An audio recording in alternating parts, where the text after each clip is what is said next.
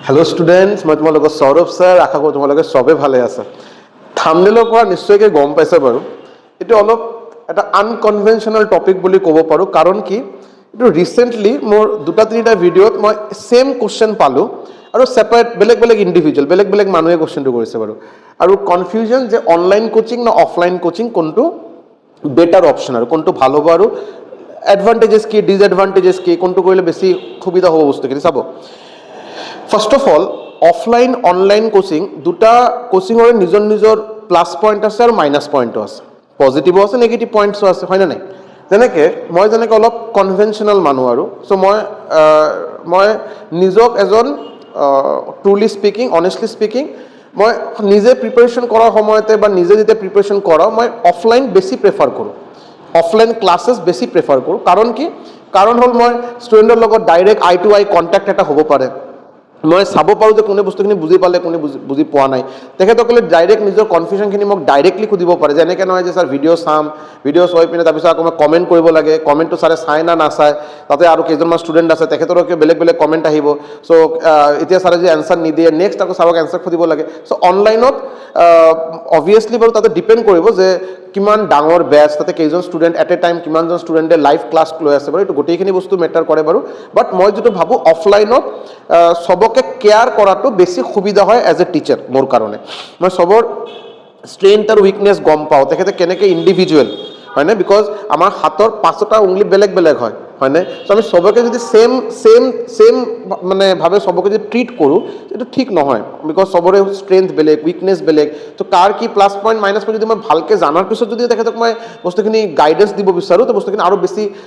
Better হ'ব আৰু হয় নে টেইলাৰ মেড বুলি কোৱা হয় ৰেডিমেড সলিউশ্যন নে টেইলাৰ মেড তেখেতৰ কাৰণে মেথছত বেছি ফ'কাছ কৰাৰ প্ৰয়োজন তেখেতৰ কাৰণে জিএছৰ বেছি ফ'কাছ কৰাৰ প্ৰয়োজন এই বস্তুখিনি এজ এ টিচাৰ মোৰ কাৰণে অফলাইন ক্লাছত বহুত বেছি সুবিধা হয় বাট আজিৰ দিনত চাব অনলাইন অফলাইন দুটাই কৰাটো প্ৰয়োজন দুটাই চলাটো স্বাভাৱিক যেনেকৈ ছাপ'জ অনলাইন কৰাৰ আটাইতকৈ ডাঙৰ এডভান্টেজ কি হয় কওকচোন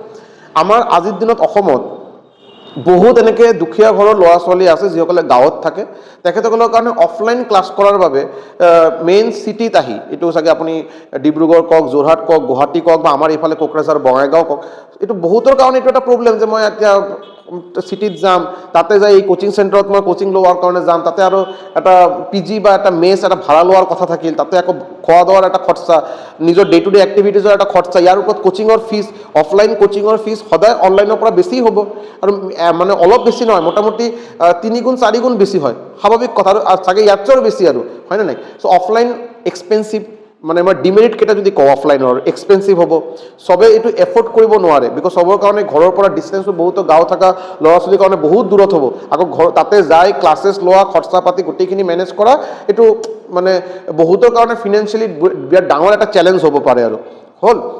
মেইনলি অফলাইনত এই দুটা বহুত ডাঙৰ এটা আৰু এটা কথা কি অফলাইনত কি আপোনাৰ এটা ডেফিনিট এটা টাইমত গৈ ক্লাছ কৰিব লাগে আপোনাৰ এই সময়ত আপোনাৰ কিবা অসুবিধা হ'ব পাৰে বা ৱেডাৰ বেয়া বৰষুণ দিয়া আছে কি হৈ আছে বা আপোনাৰ জ্বৰ হৈছে বাৰু চ' আপুনি যদি আজিৰ দিনত এই অফলাইন ক্লাছটো যদি মিছ কৰে যদি তেতিয়া আপুনি মানে এইটো কোনো বেকআপ নাপালে আপুনি মানে এই ক্লাছটো মিছ হোৱা মানে আপুনি এই বস্তুটোৱে মিছ কৰিলে এই টপিকটোৱে মিছ কৰিলে এইটো এটা ডাঙৰ এটা ডিসএডভান্টেজ চ' এই কাৰণে অফলাইনটো বহুতে আজিৰ দিনত বহুতে এভইড কৰে বাট অফলাইনত কেইটামান আকৌ প্লাছ পইণ্ট আছে আৰু বহুত মানে ইম্পৰ্টেণ্ট প্লাছ পইণ্ট এইটো হ'ল মই ভাবোঁ যিটো মই বাৰে বাৰে কৰোঁ যে মোৰ ইয়াতে অফলাইন থকা ষ্টুডেণ্টক মই যিমানখিনি গাইড কৰিব পাৰিম after the class before the class চলা সময়তে কাৰ কি অসুবিধা মই ইণ্ডিভিজুৱেলি চবকে মই বুজাব পাৰিম বস্তুখিনি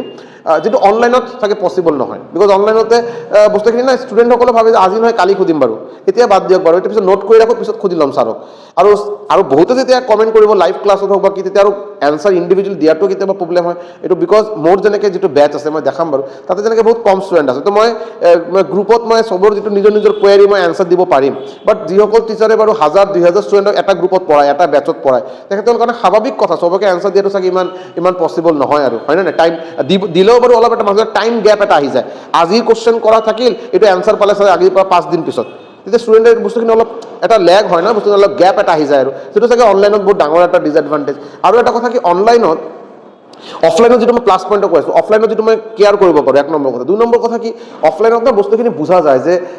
মানে কেনেকৈ কৰিলে বস্তুখিনি, এনেকৈ আজি দিনটো ক্লাছ কৰি মোৰ ভাল লাগিলে আৰু ষ্টুডেণ্টসকলে বহুত ইণ্টাৰেষ্ট পালে, এই ক্লাছটো মই 1 ঘণ্টা জেগা 2 ঘণ্টা, 2 ঘণ্টা জেগা 2.5 ঘণ্টা 3 ঘণ্টা কৰিব পাৰিম, কোনো অসুবিধা নাই। অনলাইনত এই বস্তুটো ধৰা প্ৰব্লেম। অনলাইনত কি হয়, বহুত স্পেম হয় আজিকালি, অডিয়েঞ্চ মানে ষ্টুডেণ্ট কম, অডিয়েঞ্চ বেছি থাকে, তেখেতসকলে খালি এণ্টাৰটেইনমেণ্ট বিচাৰে, হয়নে? ক্লাছ যদি আপুনি ভালকৈ কিবা কণ্টেণ্ট যদি বহুত ডিটেইলত শিকাব বিচাৰে, যদি বহুত মিনিমাম নম্বৰ ষ্টুডেণ্টে বস্তুখিনি ভালকৈ শিকিব, বাকী কেইজন খালি স্পেম কৰিব আৰু মানে ফাল্টু ফাল্টু কমেণ্ট দি থাকিব কিবা বেলেগ বেলেগ, যিটো অনলাইনত বহুত ডাঙৰ এটা মানে এটা গেপ হৈ থাকে আৰু লাহে লাহে অনলাইনত কি হয় না, মটিভেশ্যনটো হেৰাই পেলায় ষ্টুডেণ্টে। অনলাইনে কি হয় যে আজি মই কৰিলোঁ 1 মাহ 2 মাহ ক্লাছ কৰিলোঁ, তাৰপিছত মটিভেশ্যনে নাই, হ'ব বাৰু ছাৰেতো ক্লাছেছ কেইটা দি আছে, ৰেকৰ্ডেড হিচাপে আমাৰ এপত থাকিব বা ক'ত থাকিব, এইটো আমি পিছত চাই ল'ম বাৰু, আজি কিবা আৰু আজি ক্লাছটো বাদ দিলোঁ আৰু কালি চাম, বিকজ তাতে কোনো কম্পিটিশ্যনৰ ফিলিংটো নাহে, হয় নে নাই? কম্পিটিশ্যনৰ ফিলিংটো অলপ নাহে বুলি কোৱাটো চাগে ভুল হ'ব, কম আহে, বিকজ নিজেই নিজৰ লগত কম্পিটিশ্যন, বেলেগক যে চাই মানুহ এটা যে ভিতৰত যে না ভাই এই মোৰ ফ্ৰেণ্ডে বহুত ধুনীয়াকৈ পঢ়া শুনা কৰি আছে, ছাৰৰ কুৱেশ্যন কেইটা ধুনীয়াকৈ এনচাৰ দি আছে, মই কিয় এনচাৰ দিব নোৱাৰিম, মোৰো কৰিব লাগিব এনচাৰ কেইটা, ময়ো বাৰু ঘৰত পঢ়িম বাৰু, এই বস্তুটো অফলাইনত পোৱা যায়, যে কোনোবা এজন ষ্টুডেণ্টে আজি এনচাৰ দিব নোৱাৰিলে চাব যে বাকী চবে এনচাৰ দিলে, অলপ ভিতৰত অলপ লাগিব আৰু বস্তুখিনি, তেখেতে আৰু নেক্সট দিন আৰু ভালকৈ পঢ়া শুনা কৰি আকৌ ক্লাছত আহিব যাতে এনচাৰ দিব পাৰে। এইটো অফলাইনত সম্ভৱ, অনলাইনত এই বস্তুটো অলপ গেপ থাকি যায় আৰু হ'বহে বাৰু, আজি নহয় কালি কৰিম, আজি লাইভ কৰিব নোৱাৰোঁ, কালি ৰেকৰ্ড চাই ল'ম, কালি নহয় পৰহি চাম, আৰু এইটো বস্তুখিনি অলপ পষ্টপন হৈ থাকে, বস্তুখিনি পষ্টপন হৈ থাকে। এইকাৰণে আপুনি চাব অনলাইনত আপোনাৰ চিলেকশ্যন ৰেচিঅ' অফলাইনৰ কম্পেয়াৰ বহুত কম। মই এইটো বাৰু মোৰ কোচিং চেণ্টাৰৰ কথা কোৱা নাই দেই, এইটো মোৰ কোচিং চেণ্টাৰত এপ্লিকেবল, বাকী কোচিং চেণ্টাৰতো এপ্লিকেবল। এটা কোনো পাৰ্টিকুলাৰ টিচাৰে অফলাইনত পঢ়াই আছে, ছাপ'জ 50 জন ষ্টুডেণ্টক পঢ়াই আছে এটা বেচত, ছাপ'জ মই এক্সাম্পল দি কৈ আছোঁ, 50 জন হ'ব পাৰে, মোৰ নিজৰ বেচত যেনেকৈ মই 30 জন বা 25 জনকৈ পঢ়াওঁ, আৰু এইটো ভেৰি কৰিব পাৰ্চন টু পাৰ্চন বা আৰু, বাট এটা চাব অফলাইনত চিলেকশ্যন ৰেচিঅ' বেটাৰ। মোৰ যেনেকৈ যোৱা বছৰ ইয়াৰ পৰা 180 ষ্টুডেণ্টে ADRE পৰীক্ষা দিলে, মোৰ অফলাইন কোচিং চেণ্টাৰৰ পৰা 180 জন মোটামুটি পৰীক্ষা দিলে বাৰু। ইয়াৰ ভিতৰত আপোনাৰ আজিৰ দিনলৈকে ইন দ্য চেন্স মানে ফাইনেলি মেৰিট লিষ্ট অহালৈকে বাৰু মই কৈ আছোঁ, মোটামুটি মোৰ ইয়াৰ পৰা 17 জনে চাকৰি পালে। চ' 180ৰ ভিতৰত 17 জন, মোটামুটি আপুনি 10% বুলি আপুনি পাব। তো 10% আপুনি এইফালে আপুনি অনলাইনত চাবচোন, আপোনাৰ চাগে 1% চাগে চিলেকশ্যন ৰেচিঅ' নহয়। এইটো অকল মোৰ কথা নহয়, মইতো আপুনি যিকোনো আপুনি মানে চেনেল বা যিকোনো আপুনি পেইড বেছ চাব পাৰে, আৰু অনলাইনৰ পেইড বেছ চাব পাৰে, হয় নে? বিকজ তাতে 24 লাখ ষ্টুডেণ্টে পৰীক্ষা দিছিল, চিট আপোনাৰ 11,000। আপুনি চিলেকশ্যন ৰেচিঅ' ওলাই লওকচোন, ডিভাইড কৰক 11,000ক 24 লাখ দি ডিভাইড কৰক, আপুনি চিলেকশ্যন ৰেচিঅ' পাই যাব বাৰু, ঠিক আছে? চ' তাতে আপোনাৰ 1% চাগে চিলেকশ্যন ৰেচিঅ' নহয়, আৰু যিটো অনলাইনত হয়, বাট অফলাইনত আপোনাৰ মোটামুটি 10%, 12%, 20%লৈকে মই মোৰ চেণ্টাৰৰ পৰা ৰিজাল্ট পালোঁ, হয়নে? যোৱা বছৰ চাগে ইয়াৰ পৰা SSC GD পালে আপোনাৰ 4 জন, টোটেল ক্লাছ SSC GD মই ক্লাছ প্ৰভাইড কৰিছিলোঁ 25 জন, তাৰপিছত আপোনাৰ ফাইনেল মেৰিট লিষ্টত নাম আহি গ'ল 4 জনৰ, মানে মোটামুটি আপুনি চাব 20%, মোটামুটি 20% অলপ কম, বাট মোটামুটি 20%। চ' এইটো আপুনি অফলাইনত এইটো ৰেকৰ্ডটো বহুত ভাল পাব, আৰু বিকজ তাতে বস্তুখিনি বহুত ক্লোজলি এনকাউণ্টাৰ কৰাৰ এটা সুবিধা থাকে ষ্টুডেণ্ট আৰু টিচাৰ দুটা পাৰ্টিৰে, আৰু হয়নে? বস্তুখিনি তাতে চিলেকশ্যন ৰেচিঅ' তাতে ৰিজাল্ট ভাল, বা তাতে বহুত বেছি ষ্টুডেণ্টক আপুনি একেলগে পঢ়াব নোৱাৰে, বহুত বেছি পঢ়াব গ'লে চাগে কোৱালিটি অলপ বেয়া হ'ব পাৰে, হয়নে নাই? আৰু চবৰ কাৰণেতো সম্ভৱো নহয়, বিকজ অফলাইনৰ ফিজ যিকোনো কোচিং চেণ্টাৰে কওক তাতে অলপ বেছি থাকে, অনলাইনত বহুত কম থাকে, আৰু চ' অনলাইন অফলাইন দুটাই বেটাৰ। বাট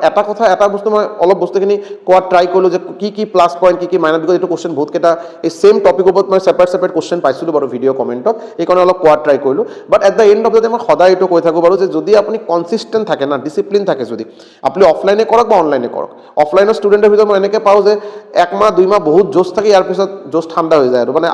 ক্লাছত এটেণ্ডেঞ্চ একেবাৰে বেয়া, আজি আহিল কালি নাহিল বাৰু, এতিয়া আকৌ ঠাণ্ডাৰ বতৰ, বিয়া চলি আছে, বেলেগ পিকনিক চলিব, চ' এইবিলাক বিয়া পিকনিক, ইয়াৰ আগত দুৰ্গা পূজা গ'ল, কালী পূজা গ'ল, বিহু গ'ল, এইবিলাক কৰোঁতে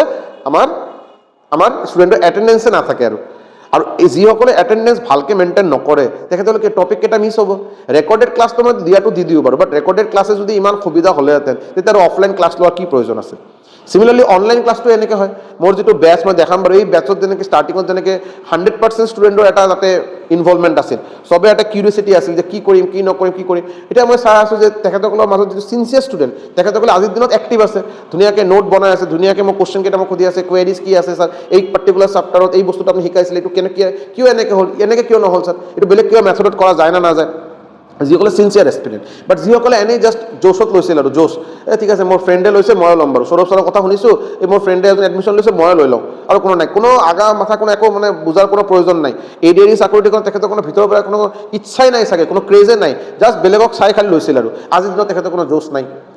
আৰু এই ষ্টুডেণ্ট আকৌ কি কৰিব যেতিয়া নটিফিকেশ্যন ওলাব ছাৰ মোৰতো চিলেবাছটো শেষ নহ'ল ছাৰ এতিয়া কি হ'ব ছাৰ আপুনি ছাৰ কি ক্লাছ কৰালে ছাৰ আপোনাক আৰু মই যে ক্লাছ কৰাই আছোঁ আপুনিতো গমেই পোৱা নাই যে মই কি ক্লাছ কৰাই আছোঁ কিমান ডিটেইলছত কৰাই আছোঁ আপুনি বস্তুটো চোৱাই নাই আপুনি থাম্বনেলত চাই পিনে এই মেথছ বাপৰে বাপ আকৌ অংক কৰিব লাগে ইমান বস্তু মাথাত নোসোমায় বাদ দিলোঁ আজি এতিয়া আপুনি বিয়া এইবিলাক গোটেইখিনি এইবিলাক এণ্টাৰটেইনমেণ্ট বস্তু আপুনি কওঁতে 2 মাহ 3 মাহ 4 মাহ এনেই গুচি যাব বাৰু তো এইটোতো এটা ছিনচিয়াৰ এক্সপিৰিয়েণ্টৰ এইটো পৰিচয় নহয় এটা ছিনচিয়াৰ এক্সপিৰিয়েণ্ট সদায় ডিচিপ্লিন থাকিব সদায় কনচিষ্টেণ্ট থাকিব পাঞ্চুৱেল থাকিব পঢ়া শুনা ভালকৈ কৰিব ৰেগুলাৰলি কৰিব তাতে ৱেডাৰ চাই পূজা চাই কোনোবা আলহীৰ বিয়া চাই তেখেতৰ পঢ়া শুনা হেম্পাৰ নহয় এইটো হ'বই নোৱাৰে যিসকলে ছিনচিয়াৰ এক্সপিৰিয়েণ্ট চ' আইদাৰ মানে at the and of the day সেইটোৱে চামাৰি যে আপুনি অনলাইনে লওক বা অফলাইনে লওক আপুনি যদি ভালকৈ যদি কনচিষ্টেণ্টলি যদি পঢ়া শুনা কৰে আপুনি ছাকচেছ দুটাতে পাব এনেকৈ নহয় যে ইয়াতে পাব তাতে নহয় আৰু ঠিক আছে আৰু এতিয়া যদি আপুনি চাব যায় এইটো বাৰু মোৰ অফলাইন কোচিং চেণ্টাৰৰ আৰু